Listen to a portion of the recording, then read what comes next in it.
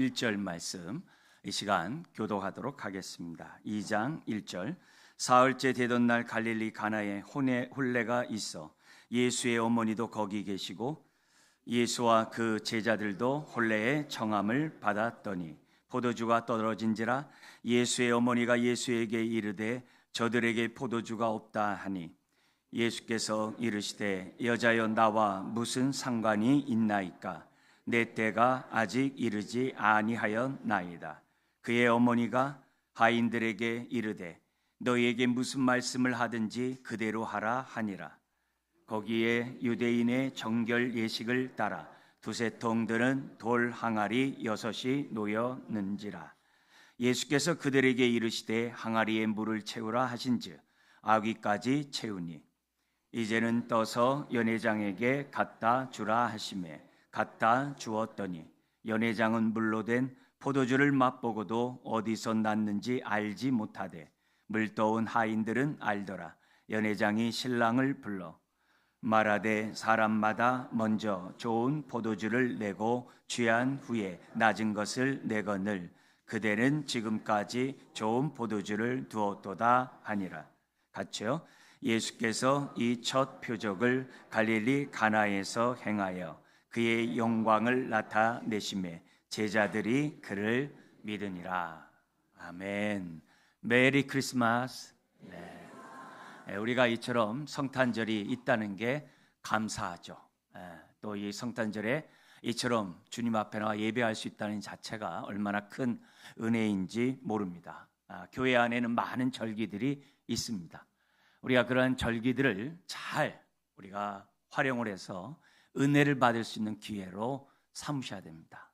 그러기 위해서는 무엇보다도 하나님께 영광을 돌리는 저와 여러분들이 되어야 될 줄 믿습니다. 하나님의 영광을 돌리는 곳에 하나님의 은혜가 항상 함께 되어 있습니다. 넘치게 되어 있습니다. 더구나 우리가 그냥 이 절기를 지킬 때 그냥 우리들이 절기에 따라 지키는 것이 아니라 하나님을 알고 하나님의 은혜 가운데 우리들이 절기를 지킨다고 한다면 그만큼 모든 절기들이 하나님께 영광이요 우리에게는 한량없는 평화가 되는 줄 믿습니다. 더더욱 이 성탄절 얼마나 복된 날입니까? 구원의 이 놀라운 역사가 시작되는 이 성탄절은 너무나도 귀한 복된 날이에요. 그래서 그동안의 아픔들, 시름들, 여러 가지 염려들 다 내려놓고 오직 이 시간에 하나님의 영광을 보며 영광 돌리는 이 시간이 되었으면 좋겠습니다. 오늘 우리가 읽었던 이 가나 혼인잔치에서 물이 변하여 포도주가 된 이 사건을 통해 다시 한번 우리 인생에 이런 축복이 얼마나 누리며 성탄절을 맞이하고 있는지 살펴보기로 원합니다. 요한복음에는 이제 7개 하나님의 그러한 표적이 기록되어 있죠. 표적은 일명 이제 기적, 능력을 행하는 거라고 얘기합니다. 근데 기적이라 그러지 않고 표적이라 한 얘기는 그 기적 플러스 거기에 뜻이 있다는 거예요. 하나님의 계시가 포함되어 있을 때 표적이라고 합니다. 근데 그런 7개 그러한 표적들은 계시록 요한복음에 있는 표적들은 다 요한복음 1장을 다 설명한 거예요. 우리 요한복음 1장 우리 한번 성경 우리 잠깐 한 장 이렇게 넘겨 보시면 1장 14절에 보면은 말씀이 육신이 되어 우리 가운데 거하셨다. 성탄절이 뭡니까? 말씀이 우리 가운데 거하신 날을 기념하는 것이 성탄절이에요. 근데 그 예수님이 어떤 분이시냐? 거기 18절에 보면은 본래 하나님을 본 사람이 없으되 아버지 품속에 있는 독생하신 하나님이 나타내셨다 그래요. 성탄절이 뭐예요? 아버지 품속에 독생하신 하나님이 예수 그리스도가 이 땅에 나타나신 날을 기념하는 그 날이 성탄절이에요. 더구나 그 예수님이 어떤 분이냐? 여기 보면은 14절에 보면 이렇게 돼 있어요. 우리 가운데 거하심에 우리가 그의 영광을 보니 그래요. 그 영광을 보니 하늘의 영광을 보여주신 날이 바로 성탄절이에요. 하나님의 영광을 본 날이 성탄절이에요. 더구나 예수 그리스도를 바라볼 때 뭐라고 그러냐면은 아버지의 독생자의 영광이요 은혜와 진리가 충만하더라 그랬어요. 은혜와 진리가 충만한 것으로 끝나는 게 아니라 그 예수 그리스도를 11절에 영접하기만 하면 16절에 이런 말씀이 있어요. 우리가 다 그의 충만한 데서, 우리가 다, 한 사람도 없어요. 다 모든 자들이 그의 예수 그리스도의 충만한 데서 은혜를 받으니 은혜 위에 은혜로라. 끊임없이 은혜가 지속되고 끊임없이 충만해지고 우리가 생을 다하는 그때까지 더욱더 충만할 것을 지금 성경 우리들에게 말씀하고 있습니다. 그렇기 때문에 성탄절이 성탄절답기 위해서는 우리가 은혜 가운데 성탄절을 맞아야 돼. 그러면 은혜 위에 은혜가 넘치게 돼. 예외가 없어요. 우리가 다 그의 충만한 데서, 예수 그리스도의 충만한 데서 은혜를 받는 저와 여러분들이 될 수 있다는 거예요. 그래서 우리들이 이런 성탄절을 통해서 내가 얼마나 은혜 가운데 있는지를 우리가 돌이켜보고, 주여 우리가 예수 그리스도를 믿고 우리 예수님 안에 거하고 우리 포도나무이신 주님과 접붙임 받은 저와 여러분들이 은혜 위에 은혜를 맛보는 성탄절이 되게 해 주옵소서. 예수님이 이 땅에 오신 목적이 뭐라고 그래요? 양으로 생명 얻고 더 풍성한 생명을 얻도록 하기 위해서 오셨다 그랬어요. 그 풍성한 삶은 주를 알아가면 알아갈수록 풍성해요. 나중에 훗날 주님 나라 가면은 아주 완전한 풍성함 속에, 충만한 속에 저와 여러분들이 하나가 되는 축복이 있음을 믿습니다. 오늘 이 본문은 우리가 읽었던 이 가나 혼인잔치 물이 변하여 포도주가 된 이 첫 번째 표적은 다른 게 아니에요. 거기 11절에 있는 것처럼 그의 영광을 나타냈다 그래요. 물이 변하여 포도주가 된 것이 하나님의 놀라운 그 영광을 나타내신 거예요. 예수님이 그 영광을 나타낸 사건이 표적이에요. 그래서 7개의 그러한 표적들을 보면서 영광을 봐야 제대로 믿는 거예요. 영안이 열린 거예요. 그리고 그 영광을 통해서 제자들은 어떻게 돼요? 믿었다 그래요. 처음 믿었다는 게 아니라 그 믿음이 점점 더 온전해지겠죠. 발목만 차는 은혜가 아니라, 무릎만 차는 은혜가 아니라, 허리만 차는 은혜가 아니라 완전히 잠기는 은혜를 우리에게 베푸시기 원해요. 그래서 우리들의 인생이 메마른 인생이 되면 안 돼요. 밑바닥이 보이면 안 돼요. 다시 옛사람으로 돌아가면 안 돼요. 내 생각이 영의 생각인지 성령의 생각인지를 늘 분별하면서 하셔야 돼요. 그럴 때 우리가 이런 성탄절을 통해 다시 한번 내 마음을 정리하는 거예요. 우리는 옛것에 의해서 우리들이 좌지우지되는 것이 아니라 잘 믿었던 못 믿었던 표대를 향해서 오늘도 우리들이 달려가는 그것이 믿음의 삶이요, 주님이 기뻐하는 삶인 줄 믿습니다. 우리는 이런 물이 변하여 포도주가 되는 이 영광을 나타낸 이런 사건을 통해서 다시 한번 이 성탄절을 우리들의 모습들을 한번 좀 점검했으면 좋겠습니다. 여러분, 왜 첫 번째 자신의 영광을 나타내는 것을 가나 혼인잔치에서 나타내셨을까? 한번 주목해 보십시오. 원래 결혼은 예덴 동산에서 하나님이 친히 만들어 놓은 거예요. 왜? 독처하는 것이 좋지 않으니까. 단순히 독처하는 것이 좋지 않아서 그렇습니까? 그래야 생육하고 번성하고 충만하고 정복하고 다스리고 주의 나라가 임하도록 하니까 하나님이 그렇게 하셨어요. 그리고 이 땅 가운데 우리가 살아가는 데서 이 결혼은 굉장히 소중한 거예요. 전도서에 보면은 이 세상이 다 헛되고 헛되다고 솔로몬이 얘기하잖아요. 모든 영화를 다 누려본 사람이 다 헛되고 헛되대요. 근데 이 헛되고 헛된 세계 속에서도 참된 기쁨을 맛볼 수 있도록 이 땅에 있는 것 가운데 기쁨을 누리게 하셨대요. 이 땅의 기쁨을 통해서 참된 기쁨을 바라보고 살아갈 수 있도록 자그마한 기쁨들을 이 세상 가운데 주셨대요. 그래야 소망이 있잖아요. 그래서 전도서에 무슨 얘기를 하냐면은 영혼에 대한, 영원에 대한 인식 속에 하나님을 경외하는 기쁨을 줬대요. 그것뿐만이 아니라 남에게 선을 베풀 때 기쁨을 누릴 수 있도록 했대요. 뿐만 아니라 먹고 마시는 것도 기쁨을 맛보게 하는 것 중에 하나님이 주신 선물 가운데 하나래요. 그러면서 무슨 얘기냐면 땀을 흘리면서 수고하는 그것도 기쁨이라고 했어요.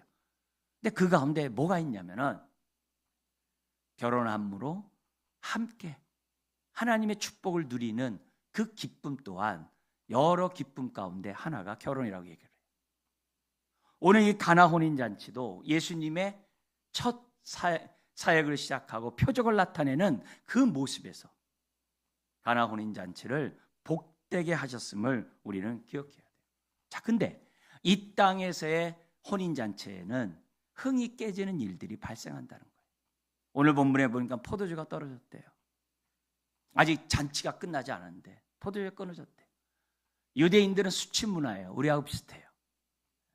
그래서 수치스러운 그런 행동들을 하는 걸 큰 결례로 생각하는 사람들이에요. 그런데 충분히 준비했을 터인데 포도주가 떨어진 거예요.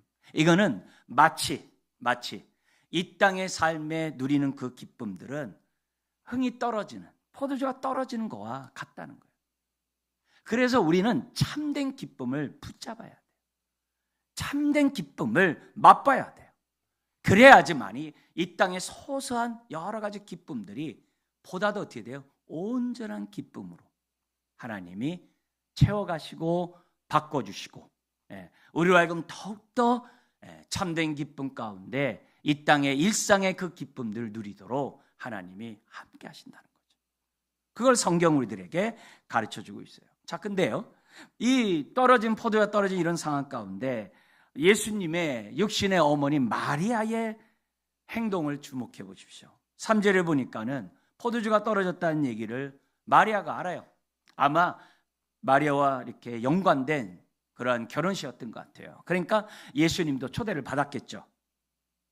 뭐라고 그러니까 여기 3절에 이렇게 얘기를 해요. 포도주가 떨어진지라 예수의 어머니가 예수에게 이르되, 뭐라고 얘기합니까? 저들에게 포도주가 없다 그래요. 포도주가 떨어진 거를 주인한테 얘기하는 것도 아니고 연회장을 베푸는 사람에게 얘기하는 게 아니라 마리아가 아들 예수 그리스도에게 포도주가 없다라고 얘기를 해요. 왜 그랬을까요? 그냥 한 말일까요? 아니겠죠. 예수님이 뭔가 이 사태를 해결할 능력이 있다는 것을 믿기 때문에 얘기했겠죠. 왜요?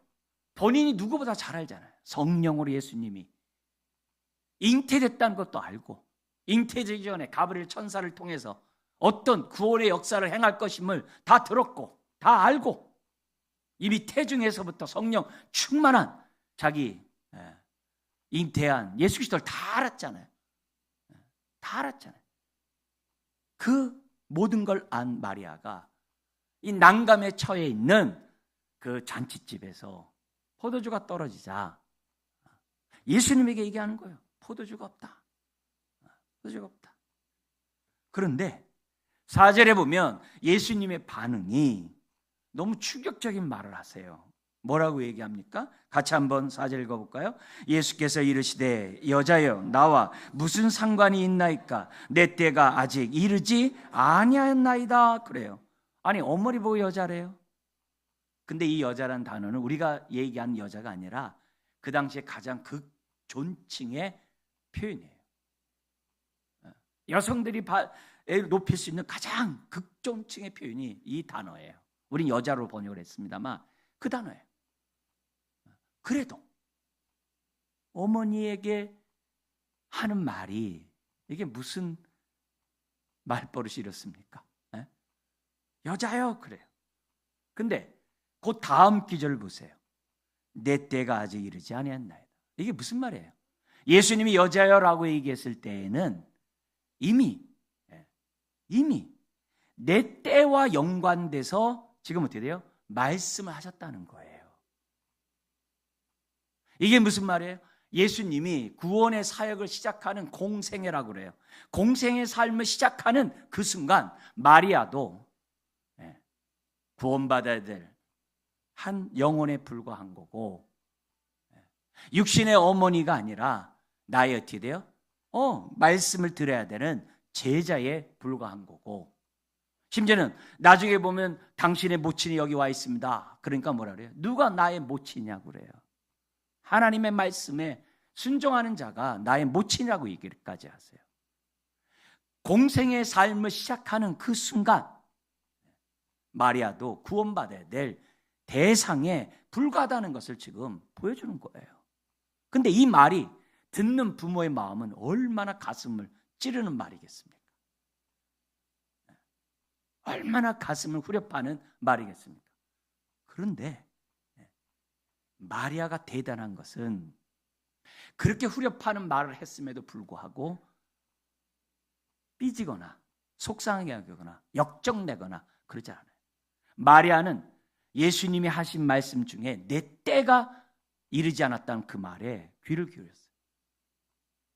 내 때가 이르지 않았다는 그 말에 마리아가 속상하고 이렇게 하는 게 아니라 딱 돌아서서 하인에게 얘기합니다. 뭐라고 얘기합니까? 5절 같이 읽어볼까요? 그의 어머니가 하인들에게 이르되 너희에게 무슨 말씀을 하시든지 그대로 하라 아니라. 이게 믿음이에요. 이게 주님 앞에서 우리가 살아가야 되는 저와 여러분들의 믿음의 태도예요.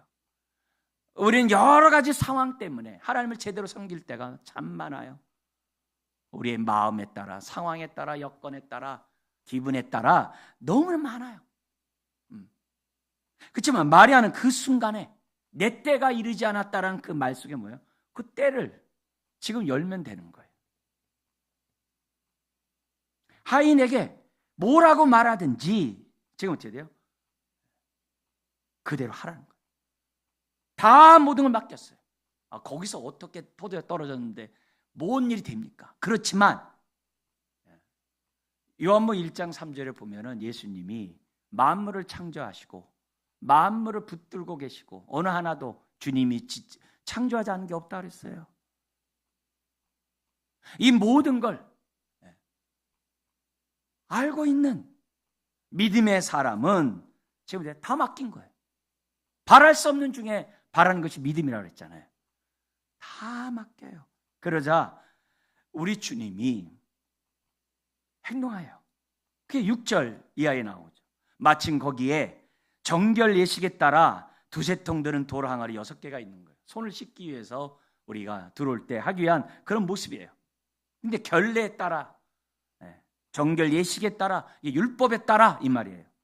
그러니까 예수께서 그들에게 말합니다. 뭐라고 얘기해요? 항아리에 물을 채우라. 그러자 그 하인이 아귀까지 채우는 거예요. 뭐라고 그럽니까? 이제 떠서 연회장에게 갖다 주라. 연회를 주관하는 그 장에게, 연회장에게 갖다 줘라.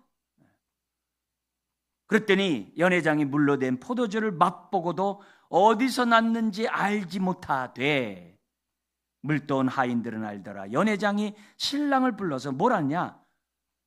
사람마다 10절에 좋은 포도주를 내고 취한 후에 낮은 것을 내거늘 그대는 지금까지 좋은 포도주를 두었도다 하니라. 이게 뭐예요? 진짜 포도주라는 얘기예요. 진짜 포도주라는 거예요.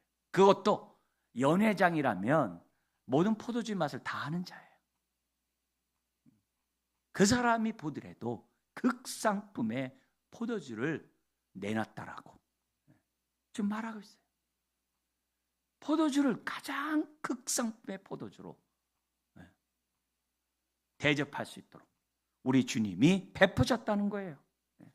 그러면서 11절에 이걸 통해서 어떻게 돼요? 그의 영광을 나타낸 사건이라고 말하면서 제자들이 믿었더라고 기록되고 있는 거예요. 그러니까 우리들이 예수님을 믿을 때 그 영광을 보니 독생자 영광이라고 그랬어요. 예수 믿는 것은 머리로 성경 규절을 알고 복음을 듣고 나 믿을 게가 아니에요.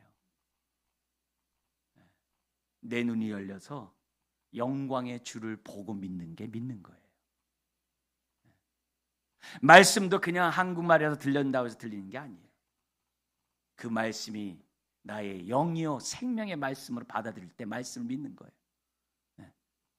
그렇지 않으면 오늘 우리가 주는 이런 성탄의 이런 기쁨들을 저와 여러분들이 맛볼 수 없는 거죠. 자, 여기에서 이 연회장이 했던 이 말을 통해서 우리 성탄을 맞이하여 예배드리는 우리들에게 하나님이 우리에게 어떤 축복을 주기를 원하시는지, 그리고 우리가 이런 말씀을 통해서 우리가 가져야 될 믿음은 뭐고 어떻게 해야 우리들이 이런 기쁨을, 이런 영광을 볼 수 있는지 우리 교훈을 좀 삼기를 원해요. 여기 보면은 10절에 보면은 이런 말씀입니다. 첫 번째로 우리가 봐야 될 것은 이런 얘기를 해요. 우리 한 번 더 10절 한번 읽어볼까요? 말하되 사람마다 먼저 좋은 포도주를 내고 취한 후에 낮은 것을 내거늘 그대는 지금까지 좋은 포도주를 두었도다 하니라. 첫 번째 우리가 주목해야 될 것이 뭡니까? 예수님이 이 땅에 오신 목적은 다른 게 아니에요. 우리의 인생의 일상생활 속에서 우리의 삶을 더욱 기쁨이 넘치는 인생이 되게 하기 위하여 오셨다는 거예요. 우리의 삶에, 그것도 일상생활 속에 기쁨이 더욱 넘치도록 하기 위해서 이 땅에 오셨다는 거예요. 여러분, 여기 연회장의 말을 보면 세상 이치를 봐요. 세상 이치가 뭐예요? 처음에는 좋은 포도를 주다가 나중에 취하면 나쁜 걸 주는 거예요. 좋은 포도주를 처음에 주다가 취하면 그 맛을 모르니까 낮은 포도주를 내놓는 게 이 세상의 이치예요. 시작은 화려했지만 그 끝은 다 초라해요. 그게 세상이에요. 그 어떤 권력자도 말년에 보면은 얼마나 쓸쓸한지 몰라요. 우리는 그걸 늘 눈으로 보고 있잖아요. 그죠? 그러니까 사람들이 그걸 보고 두려워하잖아요. 이게 인생인데. 그래서 조금이라도 젊었을 때 즐기자고 엉뚱한 것을 선택하는 게 지금 세상이잖아요. 그렇지만 그도 다 쓸쓸하게 끝날 겁니다. 그러나 예수 그리스도를 믿는 삶은 끝이 좋다는 거예요. 끝이 좋다는 거예요. 끝이 복되다는 거예요. 결코 쓸쓸하게, 사람들이 볼 때 쓸쓸하다고 얘기하겠죠. 병들고 누워있고 성탄절 예배 드리고 싶어도 못 드리고 집안에 있고 그러면 남들이 볼 때 다 그렇게 하겠죠. 그거는 육의 눈으로 볼 때 그렇죠. 그 심령이 영안이 열려있는 사람이라고 한다면 임마누엘을 그 순간에도 경험하고 있어요. 경험하고 있다고요. 그래서 절대로 비참하게 끝나게 하지 않으세요. 왜요? 계시록에도 그러잖아요. 계시록 14장에 그러잖아요. 예수 그리스도 안에서 죽는 자가 복되도다. 아멘. 그래서 성령이 그러하다. 아멘이다. 기록해서 성도들에게 믿음을 갖게 하라고 계시록 기록되어 있잖아요. 우리의 끝은 우리가 기대하고 상상하는 것보다도 더 엄청난 축복 가운데 우리에게 안겨다 주시는 분이 하나님의 은혜인 줄 믿습니다. 그래서 믿으면 영광을 본 사람은 점점 좋아지게 돼 있어요. 점점 삶이 나아지게 돼 있어요. 노년이 젊었을 때보다 더 아름답게 돼 있어요. 영광을 보면, 주님을 제대로 우리들이 믿으면 그렇게 돼 있어요. 오늘 이 본문에 있는 것처럼 우리 주님은 일상생활에 우리에게 이 헛되고 헛된 이 세상 가운데 주셨던 그 기쁨에 하늘의 신령한 기쁨으로 채워주세요. 그게 우리가 이 땅 가운데 살아가면서 맛봐야 될 하늘로부터 오는 은혜예요. 하늘로부터 오는 기쁨이에요. 기쁨이에요. 우리의 일상생활 속에서 먹고 마시고 수고하는 데 주는 그 낙, 얼마나 힘듭니까? 아침에 일찍 일어나고 늦게 눕는 그 삶이 얼마나 힘들겠어요. 자식을 일궈가고 자식을 자라게 하고 자기 기업을 일어나는 게 얼마나 힘들겠어요. 근데 시편 127편 128편이 뭐라고 그래요? 그 수고하는 그 삶에 우리 주님이 함께함으로 거기서 기쁨을 더욱더 누릴 수 있도록, 잠을 자더라도 다 열매를 맺게 하고 자자손손이 내 앞에서 함께 식사하는 것을 볼 수 있도록 하나님이 함께 하신다라고 말씀하고 있어요. 무슨 말이에요? 우리 일상생활 속에서 살아가는데 소소한 그 기쁨에 하늘의 기쁨으로 함께 하신다는 거예요. 그래서 더 온전하게 돼요. 근데 이게 내가 겉으로 나타난 그런 것들이 아니더라도 영안이 열려서 영광을 보고 믿는 사람은 하박국 선지자가 한 말에 공감이 가요. 여러분이 잘 아는 하박국 선지자의 말이 무슨 말이에요? 하박국 3장 17절, 18절, 19절에서 했던 말 한번 읽어줄 때 한번 보세요. 이 말이 공감됩니까? 그러면 영안이 열려서 예수님 믿는 사람이에요. 비록 무화과 나무가 무성하지 못하며 포도나무에 열매가 없으며 감람나무에 소출이 없으며 밭에 먹을 것이 없으며 우리의 양이 없으며 외양간에 소가 없을지라도, 그 다음 구절 우리 같이 읽어볼까요? 나는 여호와로 말미암아 즐거워하며 나의 구원의 하나님으로 말미암아 기뻐하리로다. 주 여호와는 나의 힘이시라. 나의 발을 사슴 같게 하사 나를 나의 높은 곳으로 다니게 하시리로다. 아멘. 성탄절이 뭐예요? 우리를 위하여 말씀이 육신이 되어 이 땅 가운데 오신 날이 바로 성탄절이에요. 저와 여러분들을 위하여. 근데 사실 우리 주님은 죽기 위해 오셨어요. 예수님의 그 모습을 보면 외모도 흠말 것이 없다 그랬어요. 예수님의 삶 자체가 고난이에요. 우리가 볼 때 슬픔이에요. 근데 왜 그렇게 슬픔을 같은 그 모습으로 이 땅 가운데 오신 거예요? 모든 슬픔을 다 짊어지고 저와 여러분들이 하늘의 기쁨을 누리라고. 주님이 성탄의 기쁨을 우리들에게 주시러 오신 분이에요. 여러분, 우리 예수님이 영혼의 만족만 위해 오시지 않았다는 것을 첫 번째 우리 교훈에서 우리가 깨달아야 돼요. 신앙에서 아주 나쁜 신앙이 거룩한 것과 일상적 생활을 구분하는 거예요. 여러분, 예배를 드려도 거룩하지 않을 수 있어요. 우리가 일상생활을 해도 거룩할 수가 있어요. 거룩함하고 일상생활을 구분하는 그것이 얼마나 잘못된 겁니까? 예수님이 죄사함만 해결하고 영생을 주고 우리의 삶에 무관한 분이 아니란 얘기예요. 우리의 일상생활에 하루에 일찍 일어나고 늦게 눕고 수고의 떡을 먹은 그 삶을 아름답게 하러 오신 분이에요. 내가 행하는 그런 모든 일터 속에서도 그 일터에 보람을 찾도록 하기 위해서 오신 분이에요. 그래서 종교적인 문제만 해결하기, 영혼의 문제만 해결하러 왔다고 한다면 성탄절 의미가 없어요. 왜요? 예수님 육신을 입고 오셨잖아요. 육신을 입고 우리 가운데 오셨잖아요. 우리들의 육신적인 모든 삶의 주인이 되기 위해서 오신 분이잖아요. 육신의 모든 삶에 기쁨을 주게 오신 분이잖아요. 그러니까 하루하루의 삶이 주님의 인도 속에 주님 안에 있으면 은혜 위에 은혜가 되는 거예요. 왜요? 우리가 다 그의 충만해서 은혜를 받으니 은혜 위에 은혜라고 성경은 기록되어 있기 때문에 그래요. 여러분, 우리가 이 땅에 살아가는 데서 가장 큰 시험거리가 뭐예요? 죽는 거예요. 가장 무서운 게 뭐예요? 죽는 거예요.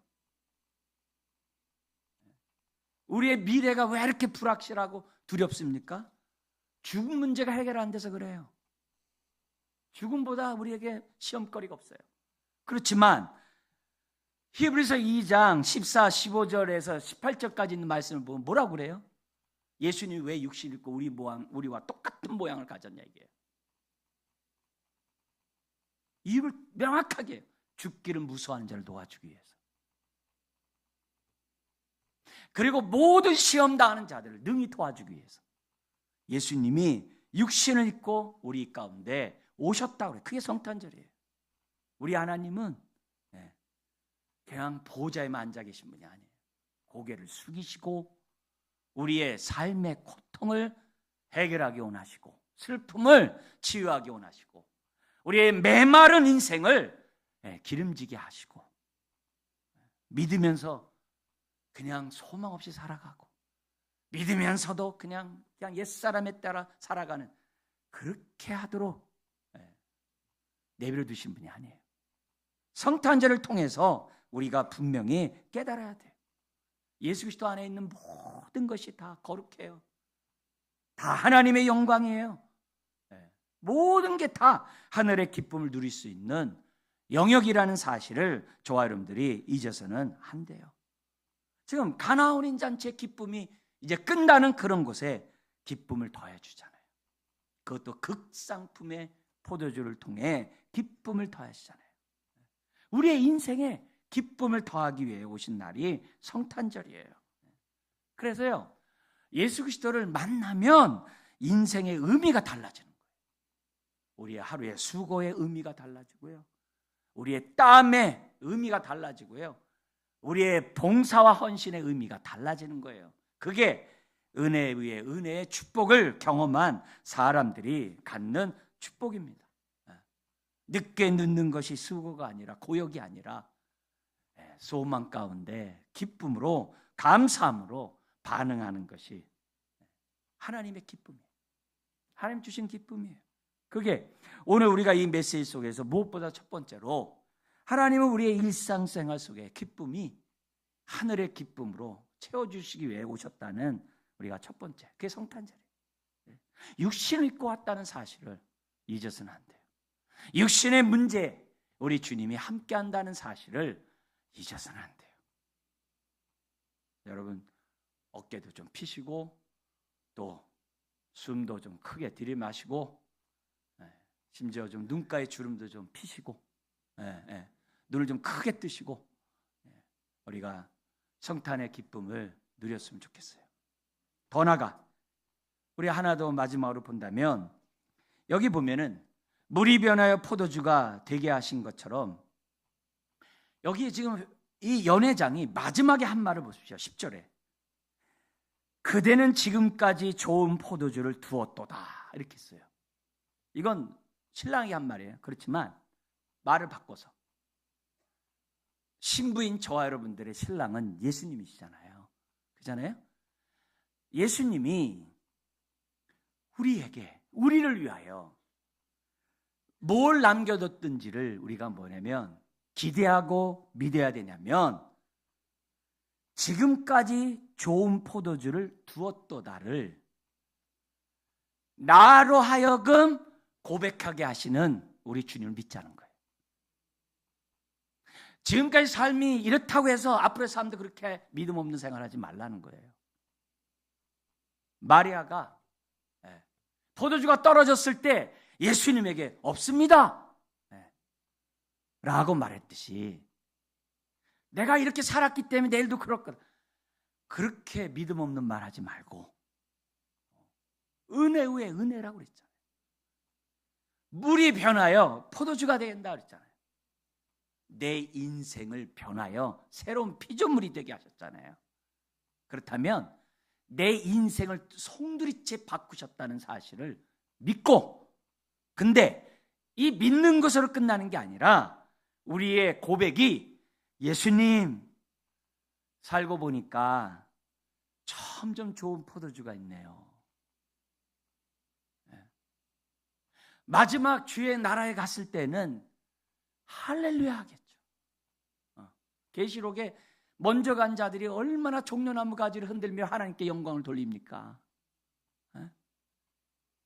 얼마나 하나님을 섬깁니까? 여러분, 여기 물이 결례 예식에 따라 동화 항아리 6개 놓였다 그랬잖아요. 그게 포도주였잖아요. 이게 성경으로 얘기하면은 구약에 예언되었던 모든 예언이 예수 그리스도 안에서 성취됐다는 거예요. 이게, 그러니까 이 율법에 따라 살아갔던 그 인생의 끝은 복음을 만나기까지는 행복이 없다는 거예요. 그래서 예수님이 오심으로 새 시대가 열렸다는 거예요. 하나님 나라가 임했다는 거예요. 놀라운 하늘문이 활짝 열리는 축복이 있다는 사건이 이 첫 번째 사건이에요. 근데 이런 모습이 여기만 있는 게 아니라 이미 성경이 많아요. 또 예언자들도 많이 얘기했어요. 여러분이 잘 아는 대표적인 게 구약에 뭐 있어요? 출애굽 사건 때 사건이 있었잖아요. 출애굽한 다음에 그들이 물이 떨어져 가지고 이제 다 목말라 죽게 되는 거죠. 그러다가 물을 발견해가지고서 물을 먹는데 써서 못 먹는 거예요. 그러니까 백성들이 모세를 원망하는 거예요. 원망하자 모세가 기도합니다. 하나님께 기도를 해요. 뭐라고 얘기하냐면은 여호와께 부르짖었더니 여호와께서 그에게 한 나무를 가리키시니, 출애굽기 16장 25절이에요. 그가 물에 던지니 물이 달게 되었더라. 그러면서 뭐라고 얘기하냐면은 거기서 여호와께서 그들을 위하여 법도와 율례를 정하시고 그들을 테스트하실세. 뭐라고 그러냐면은 내 규례를 지키면, 모든 규례를 지키면 내가 애굽 사람에게 내린 모든 질병 중 하나라도 너에게 내리지 아니하고 나는 너희를 치료하는 하나님이 되리라. 명확하게 얘기를 해요. 여러분, 이 사건이 여기 지금 뭐예요? 엿써서 못 먹는다는 게 마라예요. 마라의 쓴물이 기도했더니 나무를 집어넣었더니 그게 뭐예요? 단물이 되었다는 거예요. 네? 그래서 우리 인생도 똑같다는 거예요. 너희들이 나의 말씀에 따라 순종하며 살면 마라의 쓴물도 단물 나는 인생이 되게 할 거다, 그 얘기예요. 그래서 마라의 쓴물 같은 인생이 단물 되라고 성탄절이 있는 거예요. 주님이 이 땅에 오신 거예요. 육신을 입고 마라의 쓴물 인생에 더러우신 거예요. 그래서 우리 인생을 단물로 바꾸신 거예요. 그게 물이 변화의 포도주가 되는 사건이에요. 근데 이게 사람에도 나타나요. 또요. 뭐냐면 룻기서가 있어요. 룻기 아시죠? 시어머니 나오미 아시죠?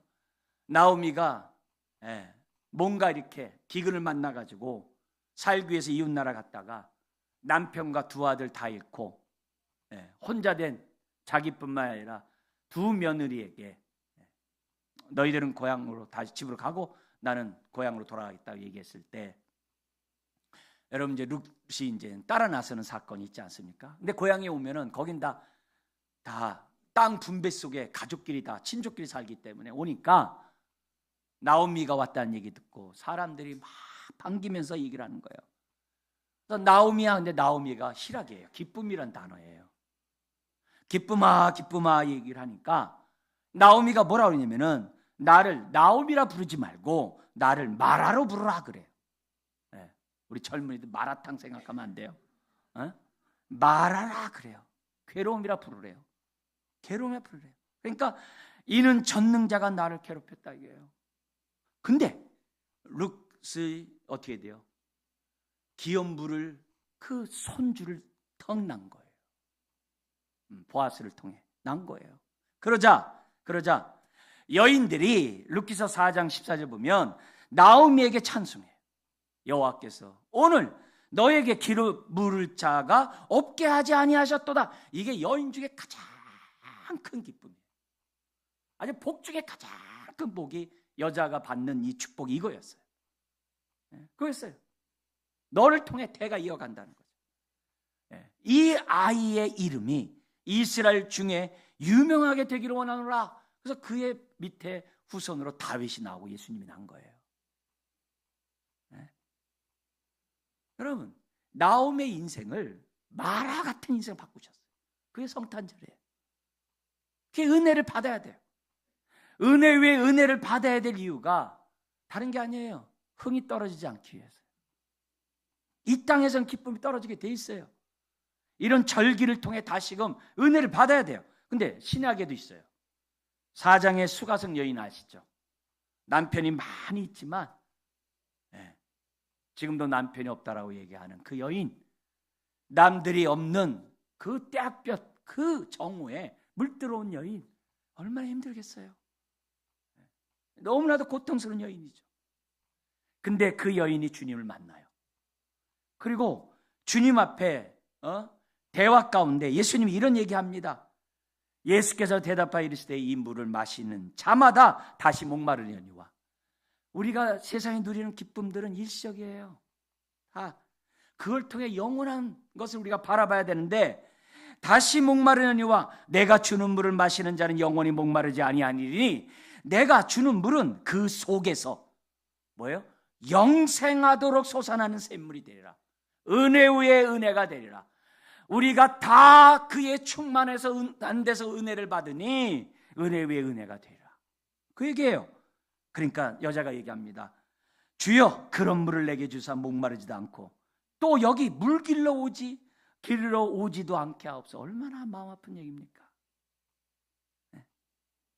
그런데 주님을 믿고 나서 동네 가서 동네 사람 다 데려와요. 사마리아 사람 다 데려와요. 그리고 그들이 다 예수를 믿는 사건이 성경에 기록되어 있어요.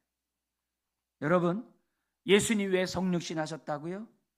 마라 같은 이 인생, 고통 가운데 있는 인생에게 하늘의 기쁨을 주려고. 병들어 있고 아픔 가운데 괴로워하는 인생들에게 하늘의 기쁨을 주려고. 그게 성탄의 의미예요. 그것도 어떻게 돼요? 가장 그 원천에서부터 거기 나왔잖아요. 솟아나는 샘물이 되게 하시려고. 왜? 예수님 반석이니까. 반석에서 샘물이 나왔잖아요. 예수님 마음에 모시면 거기서 샘물이 나오게 한다 이게. 그래서요, 여러분 일시적인 기쁨을 준 것에 만족하면 하늘의 기쁨 못 봐요. 그걸 통해 하늘의 기쁨을 보라 이게요. 근데 일시적인 기쁨에 만족 못하면 또 다른 기쁨 찾아가요. 자꾸 세상 거 찾아가요. 여러분, 내가 생활한 일상의 기쁨에 예수님이 없으면 다 마라와 같은 쓴물 같은 인생으로 다시 바뀌어요. 여기처럼 잔치에 포도주가 떨어지는 인생이 될 수밖에 없어요. 처음은 달지만 나중에 쓰는 인생이 될 수밖에 없어요. 그 얘기를 지금 오늘 이 성경 우리들을 통해서 가르쳐주고 있어요. 주님이 함께하지 않으면 다 끓임의 떡이에요. 일찍 일어나고 늦게 수고하는 것이 다 끓임의 떡이에요. 여러분의 모든 것들이 언제 기쁨이 한순간에 마라의 쓴물같이 바뀌어요. 근데 그곳에 십자가가 있고 예수님이 있으면 쓴물이 단물로 바뀌는 거예요. 그게 성탄절이에요. 우리 개개인만이 아니라 온 땅에 있는 사람들에게 이 기쁨을 주기를 원하세요. 여러분, 오늘 우리의 삶 속에 주님이 제외되지 않도록 해야 됩니다. 주님이 있어야 우리가 어떻게 돼요? 더 좋은 하늘의 기쁨으로 채워져요. 내 눈물의 잔도 주님 앞에 오면 기쁨의 잔으로 바뀌어요. 그것이 오늘 이런 성탄을 통해서 우리가 배워야 될 내용인 거예요. 여러분, 오늘 이 시간에 하나님 앞에 기도했으면 좋겠어요. 주여, 나의 잔을 높이 듭니다. 내 인생의 잔을 높이 듭니다. 이곳에 슬픔이 가득한 나지만, 많은 질병과 염려가 가득한 나지만, 이 시간 그곳에 주님의 기쁨을 채우기 원합니다. 오늘 여기 성경에 예수님이 그곳에 뭐라고 그래요? 항아리의 물을 채우라 했잖아요. 주여, 내가 세상의 염려로 채우는 게 아니라 오늘 이 말씀에 따라 예수님으로 채우기를 원합니다. 예수님이 채우는 게 뭐예요? 말씀을 채우는 거예요. 내 말이 너희 안에 거하면, 내가 너희 안에 거하면 다 그 말이 그 말이에요. 그러니까 주님의 말씀으로 내 영을 채워요. 어떤 말씀이에요? 오늘도 우리에게 주신 이 말씀으로 채워야 돼요. 뭘로 채워요? 믿음으로 채우셔야 돼요. 믿음으로 채워야 돼요. 그리고 마리아가 얘기했잖아요. 주께서 어떻게 하든지 간에 주여 나타내 주십시오. 그래서 믿음으로 내 안에 다른 것들로 채우지 말고, 성탄절을 맞이하는 저와 여러분들이 나를 괴롭힌 거 다 뽑아내고, 오늘도 하늘의 기쁨으로 함께 하신 주님으로 채우자는 거예요. 채우자는 거예요. 내 인생의 잔을 높이 듭니다. 내 영혼을 만족시켜 주십시오.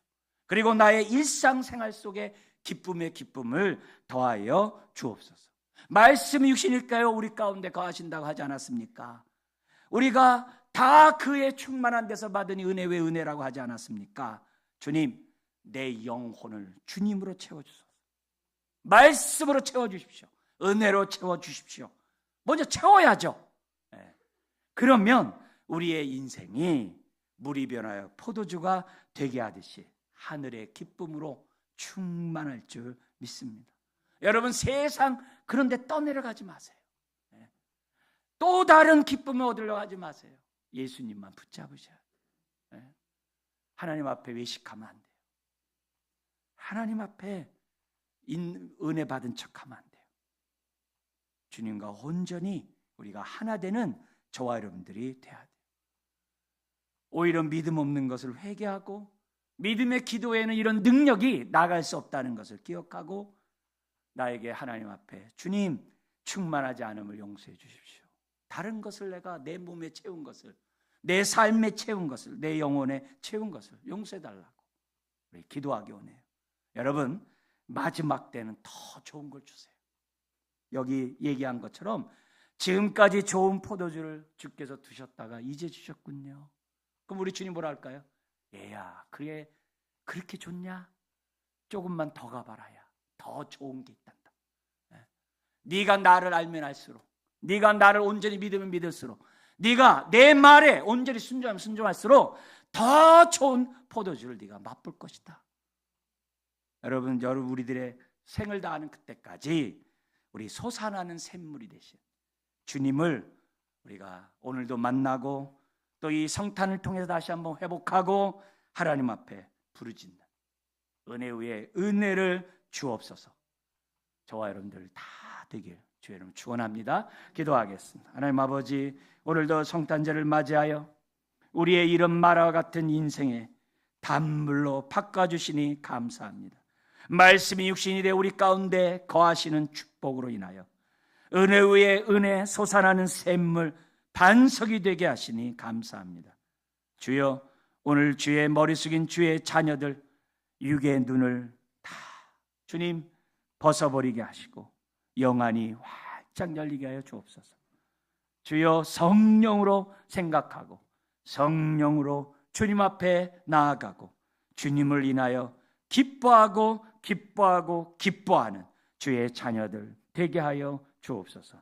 그래서 더하여 주시는 축복뿐만이 아니라 더 좋은 인생의 복들을 누리며 살아가는 주의 자녀들 다 되게 하여 주옵소서. 주여, 마라와 같은 이 세상 우리 그리스도인들이 주여 단물로 바꾸는 나무들이 되기 원합니다. 단물로 바꾸는 인생들이 되기 원합니다. 이 나라가 어지럽고 세상이 어둠 가운데 있음을 주님 보십니다. 주여, 이 성탄의 이 기쁨이 온 세상에 충만케 하여 주옵소서. 예수님의 이름으로 기도드리옵나이다. 아멘.